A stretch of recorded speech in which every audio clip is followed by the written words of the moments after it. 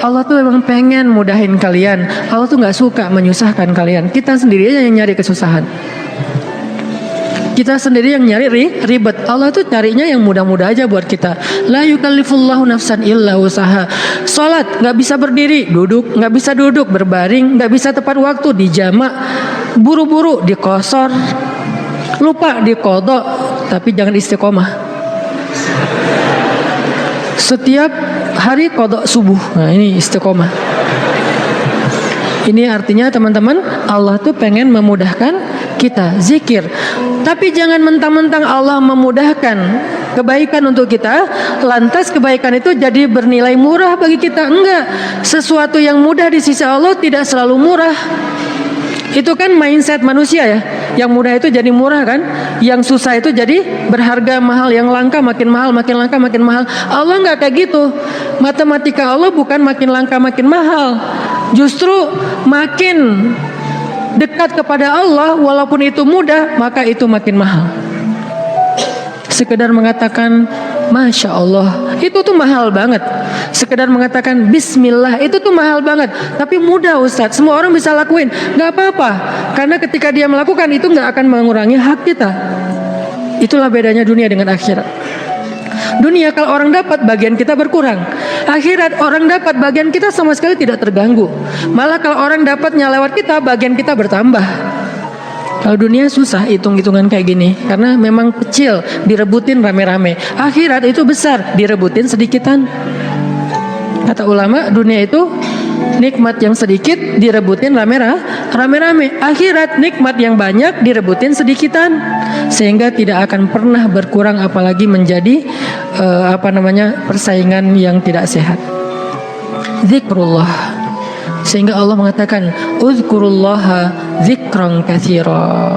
Ingatlah Allah sebanyak-banyaknya. Itu poin pertama teman-teman. Poin kedua, apalagi fadilah dari zikrullah selain yang disampaikan Nabi di dalam hadis riwayat Tirmidzi tadi. Apa sih yang kita dapat lagi kalau kita ingat Allah, kalau kita sebut Allah, mention Allah kalau bahasa sosmed? Ada orang gak sepakat dengan istilah mention. Emang Allah punya sosmed? Ini namanya tarjamah. Nge-mention Allah itu bahasa Inggris, kemudian jadi bahasa sosial media. Arti nge-mention apa? Menyebut atau memanggil atau ya mention. Menyebut orang yang dimaksud gitu. Nah kalau misalnya kita mention Allah dalam aktivitas kita, Bismillah, kan ringan kan? Itu udah zikir loh.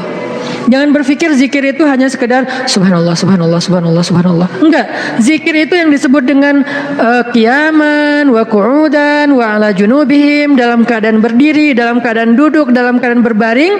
Maksud dari ayat itu tuh total dari daily life kehidupan kita, itu kita bisa zikir sama Allah dengan minimal mention Allah dalam setiap aktivitas kita. Memulainya Bismillah, menyudahinya Alhamdulillah. Di antara keduanya kita bisa bilang Masya Allah, kita bisa bilang Subhanallah, kita bisa bilang Allahu Akbar, kita bisa bilang La haula wala quwata illa billah, kita bisa bilang Innalillah. Tetapi awal dan akhirnya Bismillah, Alhamdulillah. Kita bisa bilang A'udzubillah. Banyak kalimat. Ustadz saya gak hafal banyak zikir-zikir yang panjang. Itu adalah pertanyaan Bilal. Ya Rasulullah, saya nggak punya dandana itu wirid kalau bahasa pesantren. Saya tuh nggak punya wirid yang panjang seperti Nabi dan Ibnu Abbas. Ibnu Abbas itu sahabat Nabi yang ilmunya banyak. Gimana dong ya Rasul? Saya tuh nggak punya wirid-wirid yang panjang. Doa saya tuh ya gitu-gitu aja. Zikir saya ya itu-itu aja. Gimana dong ya Rasul? Nabi nanya, emang wirid kamu apa wahai Bilal? Kata Bilal, wirid saya Allahumma inni as'aluka ridhaka wal jannah wa a'udzubika min sakhatika wan nar. 4. Ya Allah, saya minta ridhamu dan surgamu, dan saya berlindung dari kemarahanmu dan nerakamu. 4 hal itu. Nabi tersenyum. Kata Nabi, ya Bilal, wirid kami walaupun panjang kemana-mana, intinya 4 itu juga sama. Ini betapa Nabi itu orangnya tidak mau menyusahkan. Allah tidak pernah menyusahkan hambanya, Nabi tidak mau menyusahkan umatnya. Sama-sama memudahkan. Sehingga walaupun Bilal hafalnya cuma 4 kalimat wirid, kata Nabi, wirid kami yang panjang itu wahai Bilal, yang 1 jam itu intinya 4 juga sama. Sehingga Bilal merasa berbesar hati. Alhamdulillah kalau gitu ya Rasul, nggak apa-apa, nggak apa-apa. Akhirnya Bilal terus saja wirid dengan wirid itu. Wiridnya Muaz misalnya, Allahumma a'inni ala zikrika wa syukrika wa husni ibadatik. Udah selesai. Siapa lagi? Wiridnya sahabat yang tidak disebutkan namanya tetapi dia dapat banyak kebaikan. La haula wala quwata illa billah. Ringan banget, la haula wala quwata illa billah. Ringan sekali untuk diucapkan. Ada lagi yang lebih ringan, subhanallahi wa bihamdih. Atau dibalik, subhanallahi wa bihamdi, subhanallahil azim. Atau dibalik, subhanallahil azim wa bihamdi. Sama-sama kebaikan, cuman beda fadilah. Inilah zikir. Apa yang kita dapatkan dengan zikrullah Ustaz? Apa yang kami dapatkan dengan zikrullah ya Rasul? Apa yang kami dapatkan dengan mengingatmu ya Allah? Selain apa yang digambarkan Nabi tadi. Kata Allah, fadhkuruni azkurukum. Ingat aku ingat kalian. Fadhkuruni azkurukum. Ingat aku ingat kalian. Diingat oleh Allah. Itu yang paling berharga. Diingat oleh Allah. Kapan? Di dunia, ketika Allah turunkan rahmatnya ke muka bumi setiap malam, Allah mengingat kita, wahai malaikat, jangan lupa rumahnya fulan. Wahai malaikat, jangan lupa fulan bin fulan. Wahai malaikat, yang itu dulu, ini dulu, hambaku yang ini dulu. Kenapa? Karena kita ingat Allah terus, Allah ingat kita. Dan ingat Allah kepada kita tuh wala zikrullahi akbar. Ingat Allah kepada kita itu jauh lebih dahsyat daripada ingat kita kepada Allah. Makanya kalimatnya wala zikrullahi akbar. Ingatnya Allah kepada hambanya itu lebih dahsyat daripada ingatnya hamba kepada Allah. Gimana dahsyatnya? Idza dzakarani fi nafsihi dzakartuhu fi nafsi. Kalau dia ingat aku di dalam dirinya, aku ingat dia dalam diriku, dalam diri Allah. Idza dzakarani fi mala'ih dzakartuhu fi mala'in khairum min. Kalau dia ingat aku dalam majelisnya, aku ingat dia dalam majelis yang lebih baik dari itu. Idza taqarraba ilayya shibran taqarrabtu ilaihi zira'an. Kalau dia mendekat kepadaku sejengkal, aku mendekat kepadanya sehasta. Kalau dia mendekat kepadaku zira'an sehasta, aku mendekat kepadanya ba'an sedepah. Kalau dia datang kepadaku berjalan, aku datang kepadanya berlari. Wala zikrullahi akbar. Ingatnya Allah kepada hambanya lebih dahsyat daripada ingatnya hamba kepada Allah. Lebih duluan. Makanya kalau kita spontan ingat Allah, Masya Allah, ini nikmat dari Allah. Allah juga akan spontan lebih dahsyat dari itu ingat kita. Nih hambaku, nih hambaku, nih hambaku. Sehingga ketika Allah punya hadiah untuk hamba-hambanya di muka bumi, kita duluan yang diingat. Kesini dulu sebelum yang lain. Kenapa? Fadhkuruni adzkurkum. Ingat aku ingat kalian. Itu satu. Nanti di padang mahsyar Allah juga akan mengingat kita di antara sekian miliar hamba-hambanya, jin dan manusia. Kok bisa Allah manggil nama kita? Wala zikrullahi akbar. Allah itu nggak pernah lupa. Allah mengingat kita lebih dahsyat sehingga tiba-tiba di padang mahsyar nama kita dipanggil Allah. Fulan bin fulan. Labbaika ya Rabbi. Saya ya Allah, ada apa ya Allah? Langsung Allah datangkan kendaraan cahaya, kita dijemput oleh malaikat dengan keadaan tersenyum, kemudian kita dibawa di bawah zilalur rahman, naungan Allah yang maha rahmat. Panggil lagi nama yang lain, fulan bin fulan, labbaika ya Rabbi, aku penuhi panggilanmu ya Allah. Datang masuk dalam naungan Allah. Lalu nanti di surga, fulan bin fulan masuk lagi ke surga lebih dulu, bi ghairi hisab kalau perlu, tanpa hisab, wala azab, dan tidak diazab. Kenapa? Wala zikrullahi akbar. Makanya ingat Allah di dunia, nanti Allah bakal ingat kita di akhirat, dan ingat Allah itu lebih dahsyat daripada kita. Itu satu dari makna fadhkuruni adzkurkum. Makna yang lain kata ulama tafsir dari kalimat fadhkuruni adzkurkum, ingat aku ingat kalian, maksudnya ingatlah aku ketika kalian senang, nanti aku juga akan ingat kalian ketika kalian susah. Itu tafsir kan banyak ya, dan semuanya insya Allah ada argumentasi ilmiah dan dalil. Berarti semuanya bisa dipakai. Bisa ingat di sini artinya kita ingat Allah di dunia, Allah ingat nanti kita di akhirat. Kita ingat Allah ketika dapat nikmat, Allah nanti ingat kita ketika menambahkan nikmat. Atau kita ingat Allah ketika kita senang, nanti Allah akan ingat kita ketika kita susah. Gimana mengingat Allah ketika kita senang? Mudah, bilang aja alhamdulillah. Gampang kan? Saya nggak mengatakan harus selamatan, potong sekian kambing. Tapi kan itu syukur Ustaz. Iya nggak apa-apa. Tetapi yang paling ringan dulu kita belajar, yang paling simpel dulu aja deh. Biar kita nggak beralasan susah Ustaz untuk mengingat Allah ketika kita senang, harus manggil anak yatim, harus bikin selamatan di rumah, riweh. Nggak usah riweh-riweh. Udah aja bilang alhamdulillah. Mau lebih panjang dikit, hadza min fadli rabbi, ini anugerah dari Rabbku. Hadza rahmatun min rabbi, ini rahmat dari Rabbku. Mention Allah pokoknya ketika kita dapat nikmat. Nanti Allah akan ingat kita ketika kita dapat masalah. Ada masalah, Allah langsung, hambaku ada apa? Allah langsung ingat kita. Dulu kamu ingat aku ketika aku kasih nikmat. Sekarang kalau kamu ada masalah, aku akan ingat kamu dan membantu kamu dalam menyelesaikan masalah. Fadhkuruni adzkurkum. Itu janji Allah untuk orang yang berzikir. Semudah itu kita melakukannya. Dan sedahsyat itu balasan Allah kepada kita. Sehingga pertanyaan yang paling sederhana, kenapa kita malas berzikir? Dengan sekian banyak keistimewaan zikir itu, kenapa kita malas berzikir? Kenapa kita lebih bisa ngucapin banyak diksi, banyak kalimat, banyak kata, tetapi di dalam kalimat dan diksi-diksi kita yang banyak itu hampir nggak ada kata Allah? Kok bisa? Giliran menyebutkan nama Allah katanya berat. Giliran menyebutkan sekian banyak diksi, kadang-kadang diksinya itu sampai kita tuh artikulasinya nggak jelas, saking bahasanya nggak biasa kita ucapin, tapi kita berusaha biar terkesan ilmiah. Ya, kan ada orang kalau ngomong tuh pengen ngeluarin kata-kata ilmiah yang susah kan. Dia hafal-hafal kalimatnya. Kadang-kadang dia kayak pakai bahasa Inggris biar terkesan kayak educated gitu. Actually, apalagi kayak gitu-gitulah. Dia mencoba untuk mengucapkan kalimat itu seprononnya native speaker, biar terkesan dia tuh kayak kayak orang ilmiah banget, orangnya educated banget. Kalau dia teks, dia pakai teks itu walaupun sering salah huruf misalnya ya. Berusaha kan? Kok mampu gitu. Sedangkan mengucapkan Allah itu tuh prononnya nggak perlu harus fasih-fasih amat.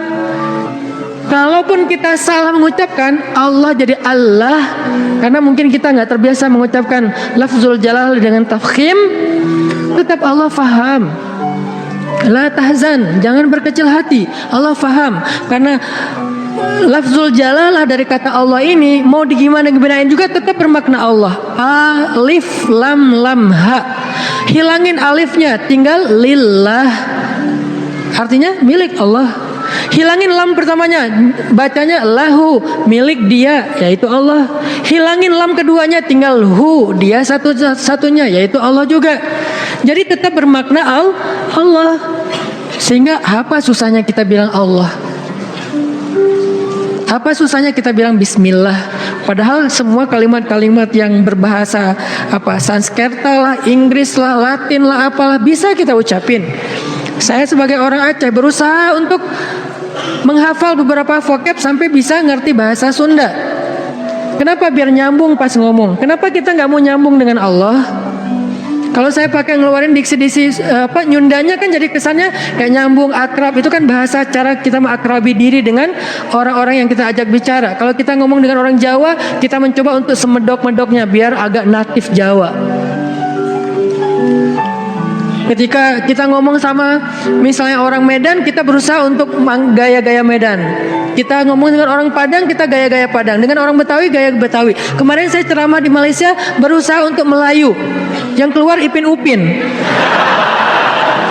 betul gitu. Pada ketawa mereka, ini ustadz apa sih gitu. Kenapa? Karena pengen akrab kan dengan mereka. Kenapa sih kita susah banget mau akrab sama Allah, sekedar mengatakan bismillah, insya Allah, masya Allah, alhamdulillah, ringan banget sehingga kita akrab sama Allah. Sebagaimana kita akrab dengan hamba Allah, dan kita merasa kalau akrab dengan seseorang kita akan dapat kebaikan dari orang itu, minimal penerimaan publik, minimal orangnya mau jadi teman kita, minimal orangnya mau ngobrol sama kita gara-gara kita pakai bahasa yang nyambung dengan dia. Kita terus berusaha untuk akrab dengan makhluk. Apa susahnya kita akrab dengan Khalik?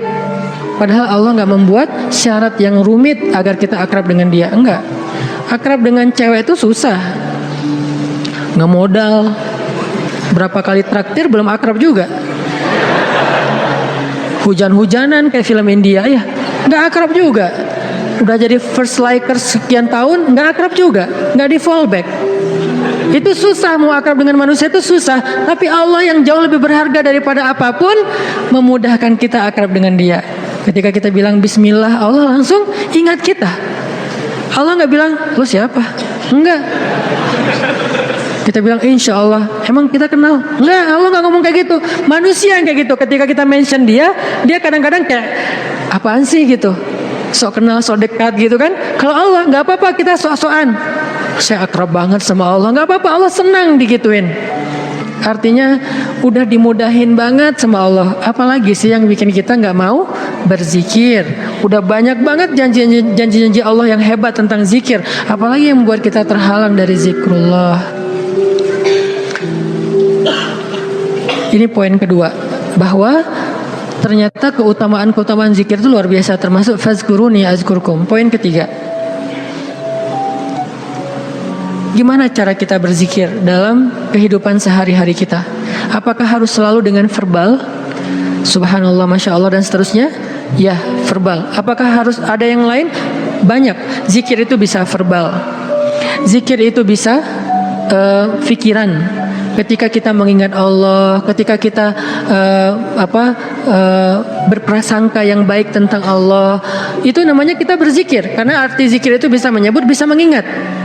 Bahkan orang yang beramal solih melakukan satu kebaikan karena Allah, itu juga termasuk berzikir. Bahkan dengan perasaan juga bisa berzikir. Gimana perasaan yang berzikir? Perasaan cinta kepada Allah itu zikir. Perasaan rindu kepada Allah itu zikir. Perasaan takut kepada Allah itu zikir. Perasaan kagum, takjub kepada kebesaran Allah itu zikir. Perasaan marah karena Allah, bukan kepada Allah. Marah karena Allah itu zikir. Benci karena Allah itu zikir. Malu itu zikir. Kalau perasaan kita itu diniatkan karena Allah, cuma niat, ringan banget, udah termasuk orang yang berzikir. Cuman nih niat, cuman ingat, udah masuk orang yang berzikir. Orang yang wadzakirin Allah katsiran wadzakirat, orang yang mengingat Allah sebanyak-banyaknya. Ingat, kapan kita ingat Allah? Banyak, dalam setiap adegan kehidupan kita. Dan mengingat Allah itu tematik, nggak harus selalu mengingat Allah dalam arti Allah, oh ya saya ingat Allah. Enggak, itu kurang tematik, kaku. Ingat Allah itu tematik. Kalau misalnya kita lagi sabar, ingat Allah, Allah Maha Penolong. Kalau kita lagi dalam masalah, kita ingat Allah, Allah Maha Penolong. Kalau kita dapat rezeki, ingat Allah, Allah Maha Baik. Kalau kita lagi sendiri, ingat Allah, Allah Maha Menemani. Kalau kita mentok dengan ujian kita ingat Allah, Allah Maha memberi jalan keluar. Kalau kita merasa dikhianati, Allah Maha menghargai. Kalau kita merasa kehilangan, Allah Maha mengganti. Ingat Allah itu dalam tema-tema kehidupan kita yang banyak. Kalau kita bingung, Allah yang Maha memberi bimbingan dan petunjuk. Kalau kita kekurangan, Allah yang Maha memelihara. Ingat Allah, Allah kalau bahasa Allah apa? Lagi Allah terus, gimana sih?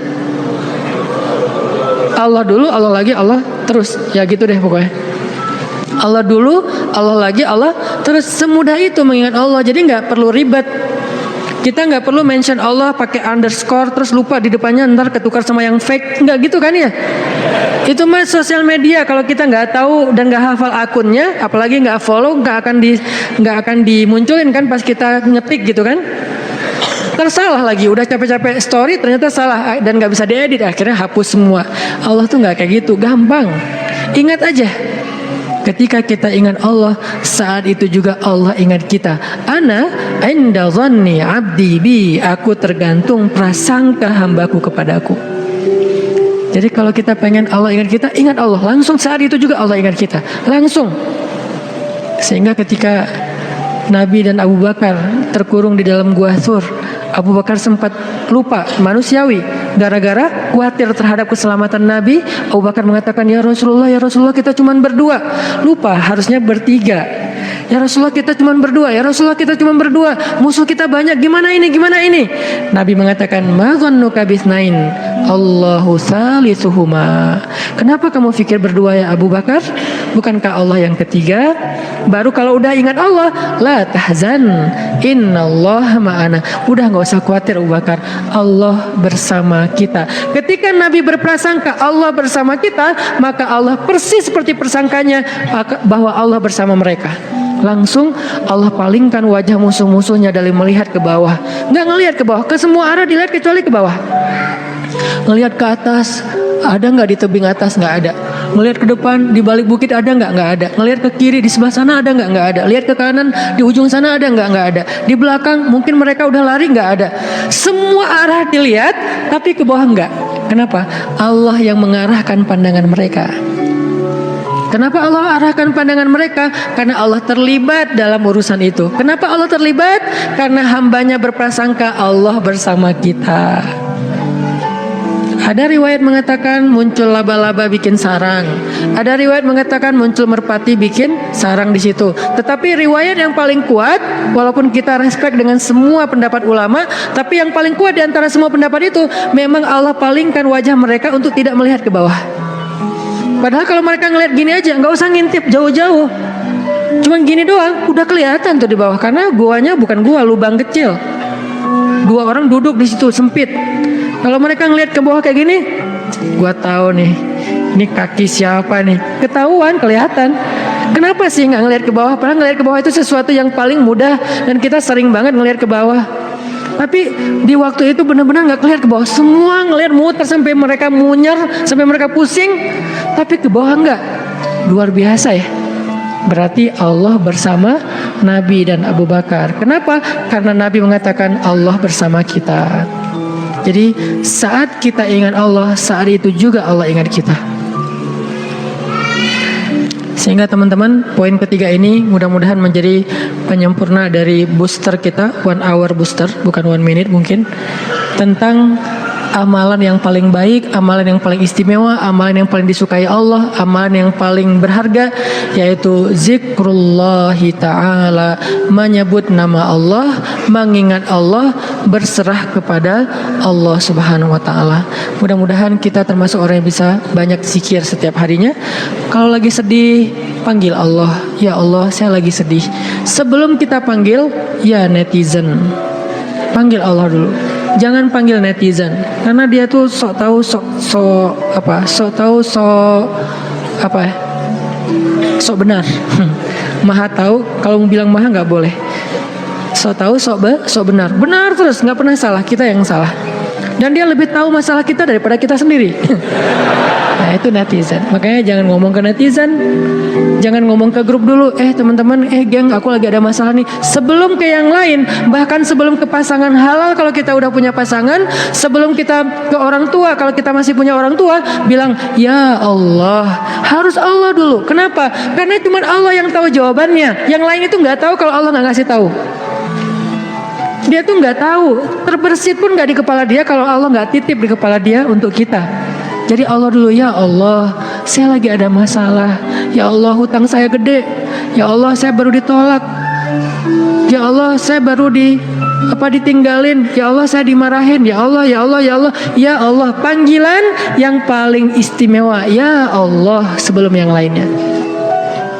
Kita biasakan itu ya dalam kehidupan sehari-hari kita, ya Allah, ya Allah.